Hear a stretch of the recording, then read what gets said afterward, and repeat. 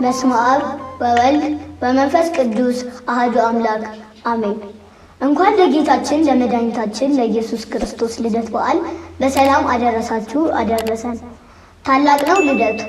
በጉዞ ላይ ነበር ጌታችን ሲወለድ፣ ሊፈጸም ሲመጣ የአባቱ ፍቃድ።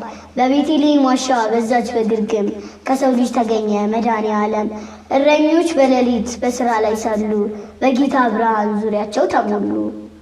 መልአክ ከሰው ጋር በአንድ ላይ ዘመሩ፣ የጌታ መወለድ ለእረኞች ሲያበስሩ። ምስጋና ለእግዚአብሔር በላይ በአርያም፣ ለሰው ልጅ ይሁን በምድር ሰላም ብለው ተቀኙለት ለሰራዊት ጌታ። ሥጋ ለብሶና ሰይጣንን ሊረታ ይህን ታላቁን ቀን ከመሆኑ በፊት ተገልጾ ነበረ የክርስቶስ ልደት።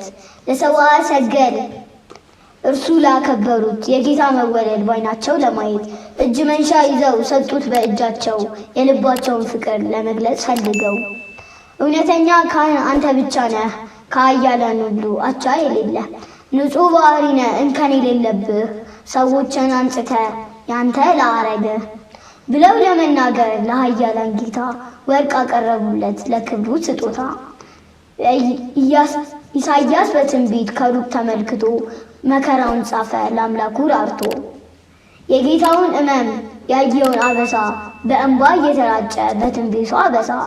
ሰብአ ሰገልም ይህንን ተረድተው የጌታ ስቃዩን ለመግለጽ ቢያሻቸው በበረት ተኝተው የነበሩ እንስሳት ፈክተው ተነሱ በኩለ ሌሊት እርሱን ሊያከብሩ የአማኑኤል ልደት። እንስሳቱም አውቀው የእነርሱን ጌታ እስትንፋስ ገበሩ ለዋለው ውለታ። የጌታ መወለድ መገኘት በበረት በምድር ፍጥረታት ታላላቅ ታምራት። በድንቅ ድንቅ ነገራት ሆኑ በዕለቱ፣ እውነቱም የጌታ ታላቅ ነው ልደቱ።